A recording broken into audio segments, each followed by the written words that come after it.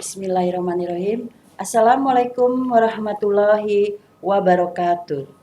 Salam sehat dan penuh semangat. Semoga kita tetap dalam lindungan Allah Subhanahu wa taala. Kembali lagi semangat, sehat dan sehat selalu. Baiklah anak-anakku, kelas 11. Kita pertemuan kali ini masuk pada bab ke-8, yaitu nilai-nilai yang terkandung dalam cerpen. Nah, kita masuk ke dalam bab ke-8 ini. Sebelumnya kita sudah mempelajari yaitu teks prosedur, kemudian artikel, ya. Masih ingat kan materi sebelumnya teks prosedur? Ya, yaitu semua kegiatan harus sesuai dengan prosedur, ya. Cara-cara atau langkah-langkah kita yaitu melalui teks prosedur. Oke ya. Berikutnya, kita kembali lagi memasuki nilai-nilai yang terkandung dalam cerpen. Yuk, kita masuk ke slide berikutnya. Pertemuan kali ini kita mendapatkan kompetensi dasar, yaitu mengidentifikasi nilai-nilai kehidupan yang terkandung dalam kumpulan cerpen pendek yang dibaca. Inilah kompetensi dasar yang kita pelajari pada pertemuan kali ini, yaitu kalian mengidentifikasi nilai-nilai kehidupan yang terkandung dalam kumpulan cerita pendek yang dibaca. Ya. Lanjutnya, sebelum kita masuki pengertiannya, kembali lagi bahwa di dalam pembelajaran ini kita mempunyai ketercapaian indikator kita dalam mencapai target pembelajaran teks yaitu cerpen tersebut. Apa? Ya, diharapkan seluruh siswa mampu dan bisa mengidentifikasi nilai-nilai kehidupan yang terkandung ya dalam kumpulan cerpen yang dibaca. Jadi nanti kalian bisa dan mampu ya mengidentifikasi nilai satu persatu di dalam kehidupan ya, di mana nilai-nilai itu ada di dalam cerita pendek tersebut ya, harapannya itu nanti. Oke, semoga pertemuan kita mengasihkan pada pertemuan ini. Lanjutnya yaitu pengertian cerpen. Ini sesuatu materi yang mengasihkan. Kenapa? Kalian diharapkan membaca cerpen. Cerpen itu enak, indah, nikmat untuk dibaca, ya. Apalagi jika kamu mendalami isi cerpen tersebut. Apa sih cerpen? Ya. Sesuai dengan namanya, bahwa cerpen itu adalah ya cerita menurut fisiknya berbentuk pendek. Jadi cerita itu berdasarkan fisiknya pendek. Singkatannya cerita pendek. Jadi fisiknya pendek. Tapi ukuran panjang pendeknya suatu cerita memang relatif. Namun pada umumnya cerita pendek merupakan cerita yang habis dibaca sekitar 10 menit sampai dengan 30 menit. Dengan kata lain, cerpen habis dibaca sekali duduk, itu istilahnya, ya. Buat cerpen habis dibaca sekali duduk ya selesai. Nah, itulah kira-kira pengertiannya seperti itu ya. Nah, lalu bagaimana cerpen tersebut kata-katanya? Ya jumlah katanya sekitar 500 sampai 5.000 kata. Sederhana banget. Ya, sedikit sekali. Berbeda dengan cerita lainnya. Sekali lagi jumlah katanya 500 sampai 500 kata. Oleh karena itu sering diungkapkan dengan cerita yang dibaca dalam sekali duduk. Nah, itulah tadi yang Ibu katakan. Jadi cerita itu dapat dibaca dalam waktu sekali duduk selesai. Ya, paham ya tentang pengertian cerpen? Cerita pendek. Ceritanya berdasarkan fisiknya ya pendek, dikit, ya. Tapi berdasarkan cerita panjang pendeknya sebuah cerita itu mah relatif, ya. Inilah pengertian cerpen yang seringkali kita tahu bahwa kita sering baca cerpen. Inilah pengertian cerpen. Baiklah, kita masuk ke slide berikutnya, yaitu struktur cerpen. Di dalam struktur cerpen ada beberapa hal yang harus diperhatikan. Satu, ada abstrak. Ya, ada orientasi, abstrak. Abstrak termasuk struktur cerpen di awal cerita. Jadi pada bagian cerita ini yang dinamakan abstrak. Nah, pengertian abstrak pada cerpen adalah gambaran awal dari cerita yang akan diceritakan. Nah, abstrak bersifat optional pada cerpen. Ya, artinya boleh ada namun boleh juga tidak. Gitu. Nah, sekali lagi bahwa abstrak itu bagian awal dari sebuah cerpen, ya, gambaran awal dari cerita yang akan diceritakan, maksudnya cerpen tersebut ya, bersifat optional pada cerpen. Artinya boleh ada dan boleh juga tidak. Bagian abstrak itu namanya, ya. Pada bagian kedua yaitu orientasi. Orientasi menjadi salah satu struktur teks cerpen yang selanjutnya. Ya, setelah abstrak lalu orientasi.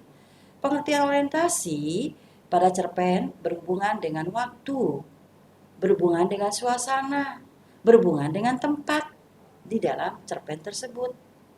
Yang menjawab pertanyaan kapan, di mana, serta bagaimana, ya itulah ada di bagian orientasi. Ya, jadi orientasi itu menjadi salah satu struktur teks cerpen setelah abstrak. Pengertian orientasi tadi Ibu katakan bahwa berhubungan dengan waktu, suasana, tempat, keadaan tentang cerpen tersebut. Ya.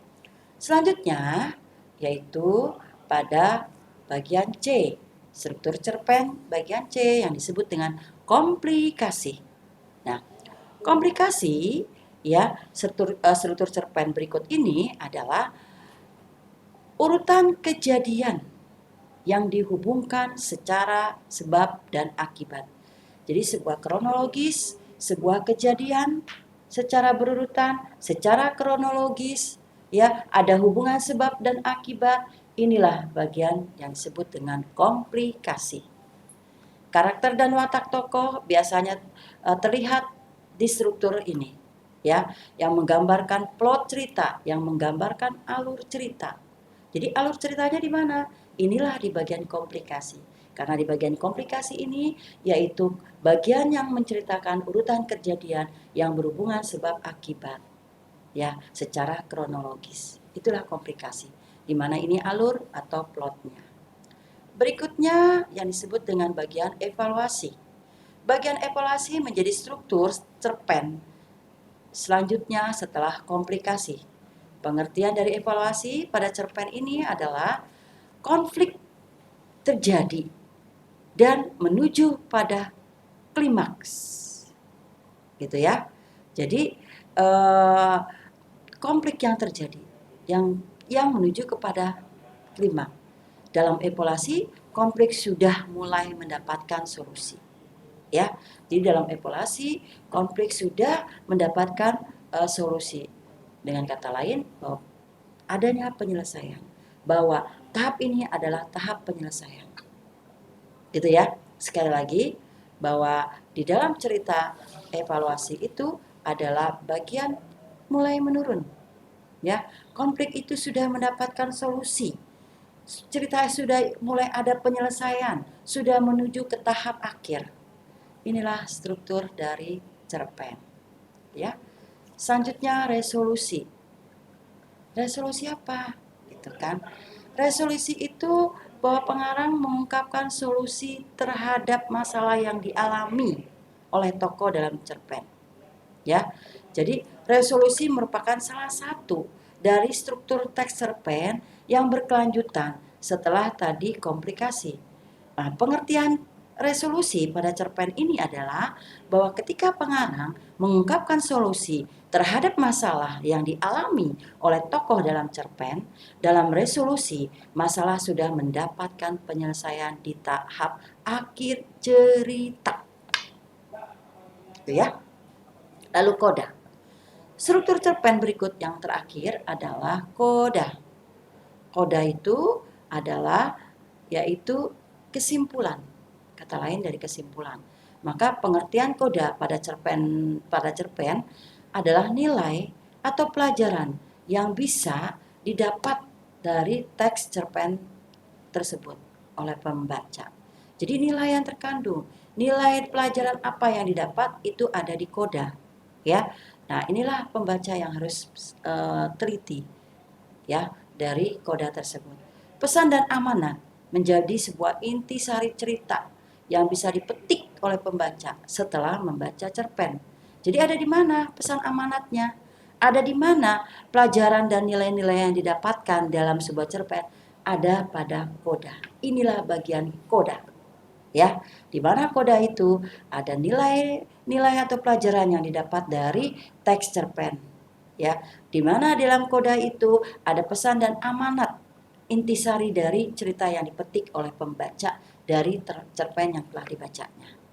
Nah, itulah struktur cerpen. Tadi bahwa kita masuk kepada nilai-nilai kehidupan dalam cerpen, ya. Jadi nanti diharapkan kalian bisa ya menentukan nilai-nilai kehidupan dari cerpen apa yang telah dibaca. Nilai apa aja yang ada di dalam nilai kehidupan dalam sebuah cerpen? Nah, inilah nilai kehidupan dalam cerpen. Pada slide berikutnya yaitu 1. Nilai moral. Nilai moral adalah nilai yang berkaitan dengan akhlak, dengan budi pekerti, ya, baik buruk tingkah laku manusia atau tokohnya. Jadi nilai moral ini nilai yang berkaitan dengan akhlak, nilai berkaitan dengan budi pekerti, nilai berkaitan dengan sifat-sifat pri kemanusiaan, nilai yang berkaitan dengan susilanya, ya, baik buruknya tingkah laku dari para tokohnya. Inilah moralnya, ya, nilai moral. Jadi di dalam cerpen itu adakah nilai moral? Ada. Inilah yang nanti kamu cari, ya. Inilah yang kamu nanti mengidentifikasikan nilai moralnya, menganalisis nilai moral di dalam cerpen, ya. Adakah nilai moral dalam cerpen tersebut? Carilah. Apa nilai moral tersebut? Itu nilai yang berkaitan dengan akhlak, dengan budi pekerti susila atau baik buruk tingkah laku dari para tokoh. Kedua, nilai sosial atau nilai kemasyarakatan. Nilai ini berkaitan dengan norma yang berada dalam masyarakat, kehidupan sosial, kehidupan bermasyarakat. Ini yang berkaitan dengan norma-norma kehidupan yang ada di masyarakat.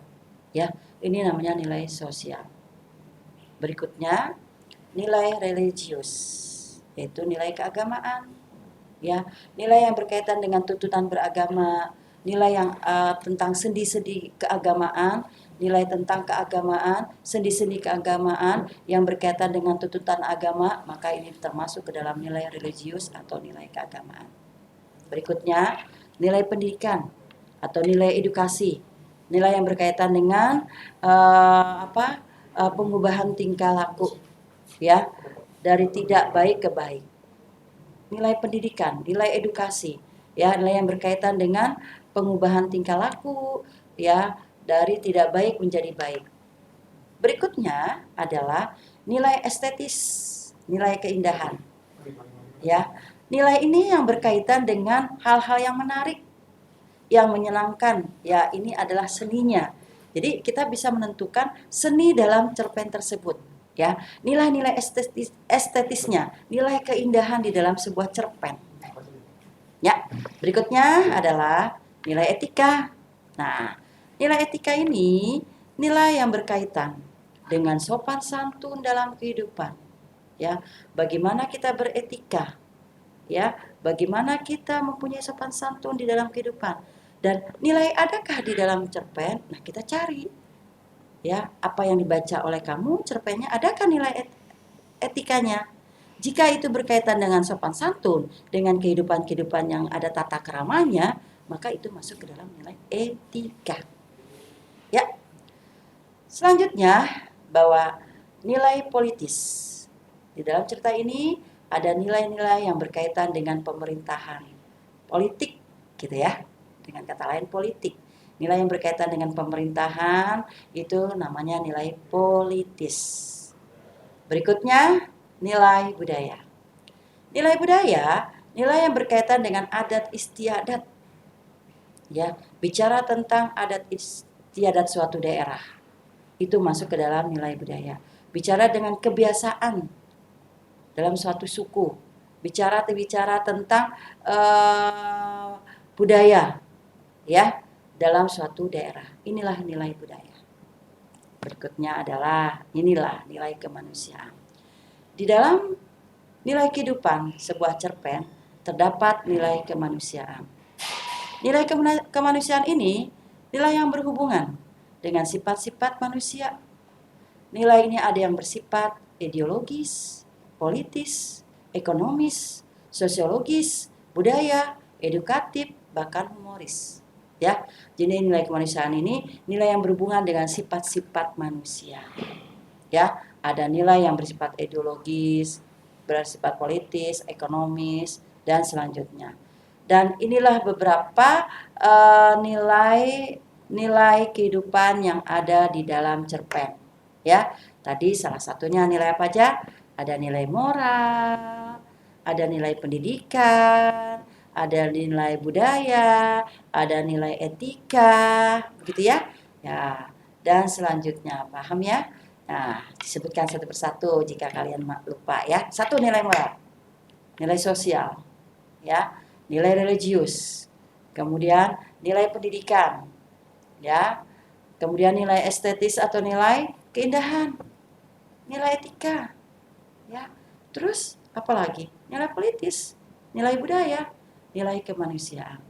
Nah, inilah materi kita kali ini, yaitu nilai-nilai yang terdapat di dalam atau yang terkandung di dalam sebuah cerpen. Tadi dikemukakan indikatornya bahwa kalian setelah materi ini diharapkan bisa mengidentifikasi nilai-nilai kehidupan yang terkandung dalam kumpulan cerpen yang telah dibacanya. Ya, jadi dengan kata lain kalian mampu setelah membaca cerpen diharapkan kalian mampu mengidentifikasi nilai-nilai yang tadi Ibu sebutkan ada 9 nilai, ya, dari nilai moral sampai dengan nilai kemanusiaan kalian sebutkan. Demikian pertemuan kita hari ini, semoga dipahami. Untuk kelanjutannya yaitu silahkan kalian melanjutkan pembacaan cerpen yang kalian pilih dan selanjutnya tentukan, identifikasikan nilai-nilai yang terkandung di dalam cerpen tersebut. Jika ada 9, silakan ke-9-nya sebutkan atau diantaranya dari nilai-nilai kehidupan tersebut, yaitu dengan kalimat-kalimat yang baik dan benar. Demikian pertemuan kita akhiri dengan pengucapan Alhamdulillah. Terima kasih. Wassalamualaikum warahmatullahi wabarakatuh. Salam sehat dan tetap semangat selalu. Amin ya robbal alamin.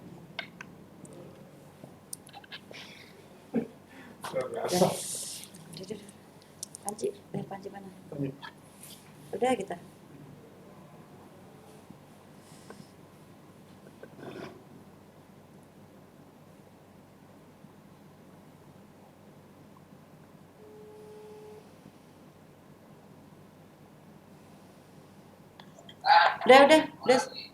Udah say. Udah, oke.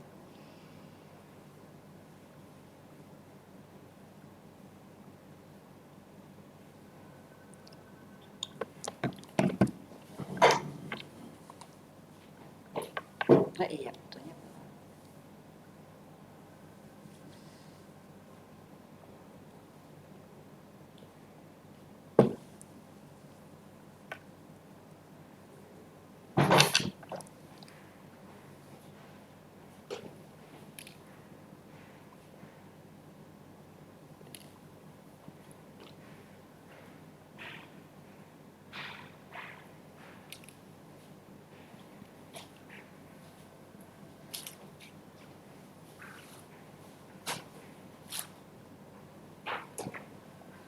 Udah, Bu. Tarik ya? Iya, Bu.